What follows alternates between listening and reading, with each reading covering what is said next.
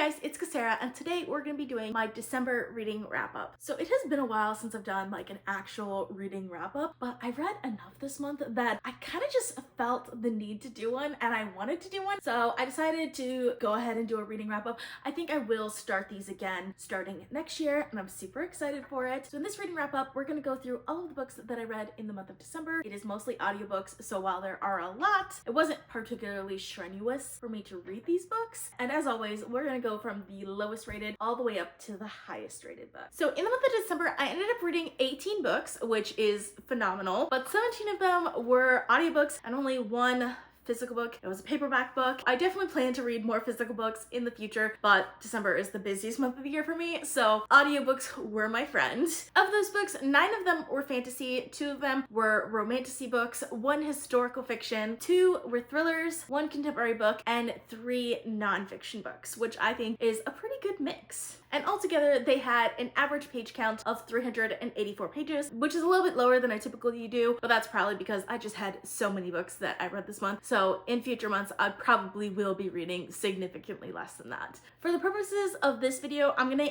exclude my reread and my 3 nonfiction books. So we're only gonna go into the 14 other books that I read this month. So we'll be starting out with my 3-star books. If you have watched my reading vlogs, you may notice that some of the ratings have changed a little bit, and that's because as I've thought about the books for a longer period of time, I do go back and change the ratings slightly, and if I only give it like a flat star rating, I might give it like a 1/4 star, higher or lower depending on how I'm feeling later on, having looked back on the book in hindsight, because I do tend to rate a book a little bit higher after I've recently just read it versus like a week later. But starting out with my least favorite book of the month, my lowest rated book of the month, we have The God of the Wood by Liz Moore. This is not a bad book by any means. I did still enjoy this book. This is kind of like a murder mystery, and it's kind of solving like 2 different murder mysteries, or like missing peoples. It starts off with a girl going missing at the beginning of the novel, but then it also mentions that her brother had gone missing many years prior to her going missing. So it's kind of solving both of those cases at once. I did enjoy this. It is definitely a little bit more like family drama than it is like an actual like thriller, like whodunit type of thriller. I didn't find myself as attached to this book as I have some of the other books that I read this month, so I only ended up giving it 3 stars. And after that, we have The Spellshop by Beth Durst. So this one I did enjoy quite a bit. It is an adorable fantasy novel. It's following a character who is a librarian, and the library catches on fire, so she flees and she takes some of the books with her to protect the books, but it's of course illegal, and she goes back home to the place where she grew up, and it's just like this cozy kind of like fantasy novel after that. There are a few like little adventures here and there. Personally, I didn't love the main character's headspace, if that makes sense. I don't necessarily like being inside of an anxious head too long, and like I read for entertainment, and that's just not the type of headspace I like to be in. But overall, the book was still cute and adorable, but I wouldn't say like it's a new favorite, so I only ended up giving it 3 stars. And then we have Welcome to the Hyunam-Dong Bookshop by Kuang.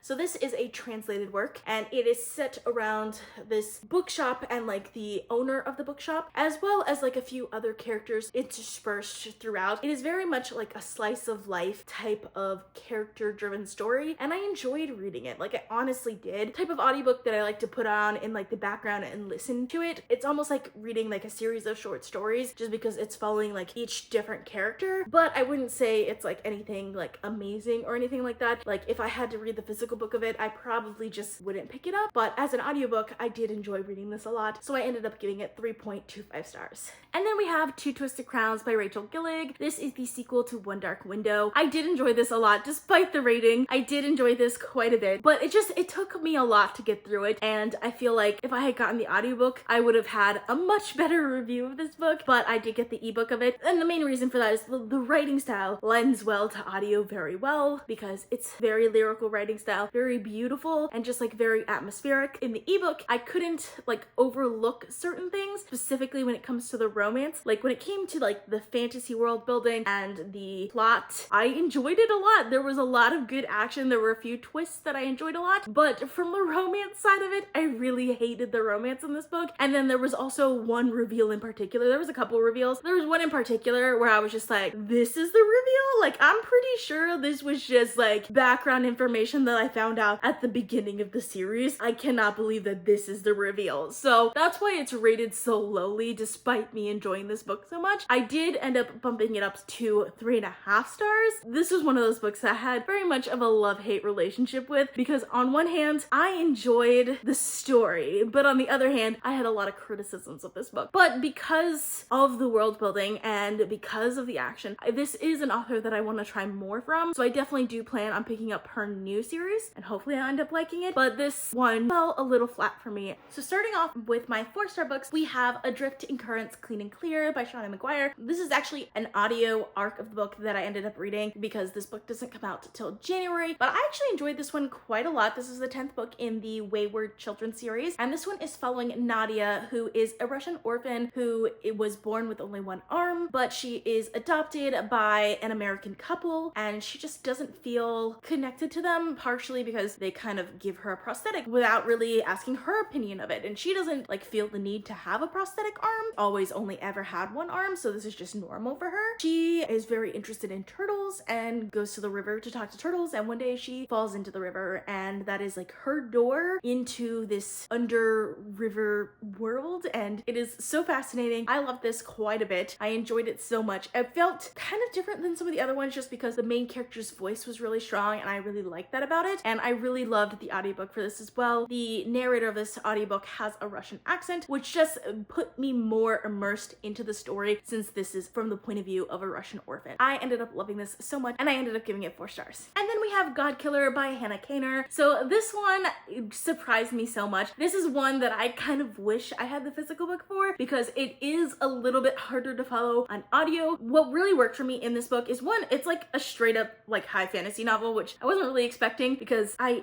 guess I just didn't know very much about this novel going into it, and most of the people who were recommending this novel also read a lot of like fairy tale type fantasies and like romantasy, so like I was kind of expecting something more along those lines, but this feels like a proper high fantasy novel. It's set in a world where there are gods that walk among us, and some of them are like really small and like kind of like pitiful gods who like are gonna die out if they don't get worshippers, and then there are other gods that are really, really powerful. We're following like 3 different main characters. One of them is the friend of the king, one of them is a god killer who is employed by the king, but she doesn't care for like authority figures, and then we are following like a younger girl who is like attached to a god, like she's kind of somehow become the god's shrine, so she's trying to become detached from that god. But it's like, it's a cute god, okay, called Scatty Cat, and kind of reminds me of like Scaredy Cat, but like in my mind it's like her spren, like from the Stormlight Archives where like some characters have spren that they're attached to. That's how this feels to me, and I enjoyed it quite a bit. I think what really worked for me with this novel is that I got really invested in the characters, and when I get invested in the characters then I end up loving it, and I ended up giving this one 4.25 stars, and I will definitely be continuing on with the series. And next we have A Sorceress Comes to Call by Kingfisher. So this is the first book that I picked up by this author, and I was so happy that I did. I wasn't sure what to expect going into it. This is a retelling of The Goose Girl, which I actually am glad I didn't know going into it, because if I knew it was a retelling I probably wouldn't have picked it up. It doesn't really feel that close to the original story, but it's following 2 characters, Cordelia and Hester, and Cordelia is daughter of a sorceress who kind of like controls her. It's a very abusive relationship, and the sorceress is like very powerful, and then Hester is the sister of like the man that the sorceress is kind of like trying to seduce. It's just an interesting setup.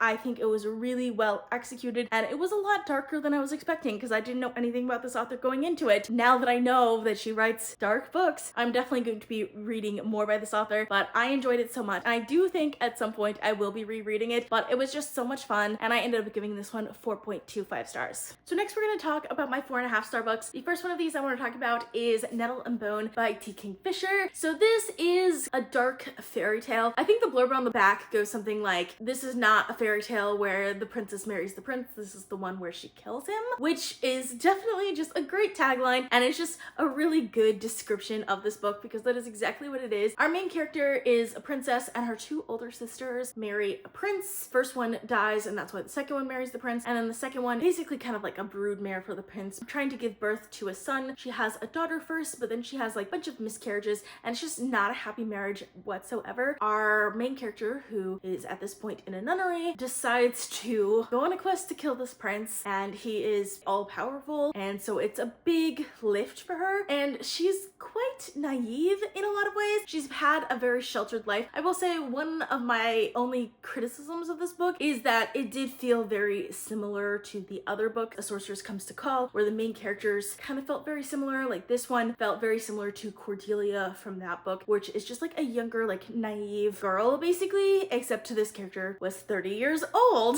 at the time. So like that part didn't necessarily fit for me. But other than that, I absolutely love this book. We pick up a few other characters along the way, and it's kind of absurd at times in like an almost funny way, but it is still like super dark. And I just love the way Kingfisher writes these kind of like dark fairy tale-esque stories, and I really enjoyed this one, so I ended up giving it 4.5 stars. Next we have The Serpent and the Wolf by Rebecca Robinson. So I did bump this down half a star from when I first read this book. I think part of the reason why I loved the experience of reading this book so much was just getting back into physical books and reading a physical book for the first time in a while, but I did still really enjoy this book. This book is following a character named Vasilisa, who is the sister to this emperor, and in the very beginning of the novel she gets married away to the foreman of this other country, who is currently running to become headman of the country, basically the leader of that country, but he needs kind of like connections, and he needs a wife and that sort of just like family dynamic in order to get that role, which is why he agrees to marry her. But she does not want to do this. She's kind of being forced into it, and she also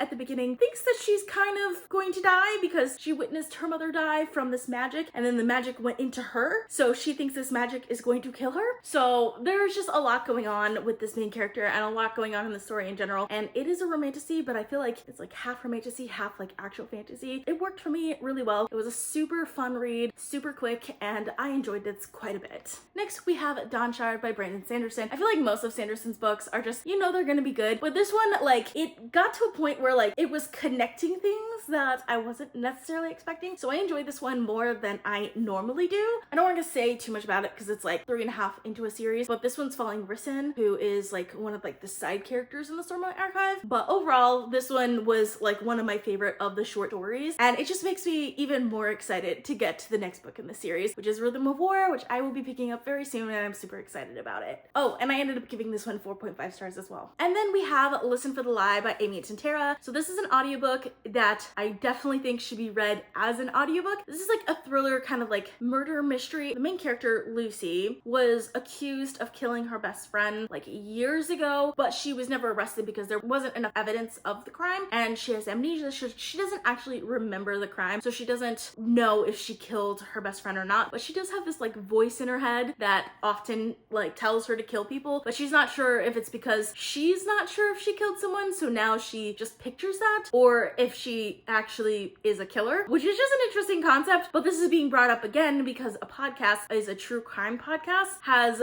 unearthed this cold case, and he is trying to solve the cold case. I think it was just really well done. It's very like fast paced and just bingeable, if that makes sense. Like I could not stop reading this book. I'm pretty sure I read it in one day, and I enjoyed it so much. It reads half like a thriller novel and half like a romance, and it just overall is just a super readable book, and it had a very satisfying ending, which I think is really important. So I really enjoyed this, and I ended up giving it 4.5 stars as well. Now moving on to some of my favorite books of the year. If you've seen my best books of 2024, you probably already know the two books that I'm going to talk about. The first one is The Book of Doors by Gareth Brown. I have since knocked it down a quarter star, so I originally gave this 5 stars. I'm giving it 4.75 stars, but that's still a really good rating. This is following a character named Cassie Andrews, who works at a bookshop, and there's this old man who comes to the bookshop often that she talks to when he gets there, and he dies and leaves her a book called The Book of Doors, and she finds out pretty quickly that this book can turn any door into basically every door. So it can go to different places, such as Venice, which is like the first place she accidentally turns like her apartment bedroom door into. And I think this was just really well written, and it just had kind of like all the elements that I would want in a story like this, like world building wise. So I ended up really loving this. I also did listen to the audiobook for this. The audiobook of this is really good as well. well. If you like just like atmospheric, just beautifully written, like contemporary type of fantasy books, then I would definitely recommend this one. It has really great concepts and I ended up really loving it and giving this one 4.75 stars.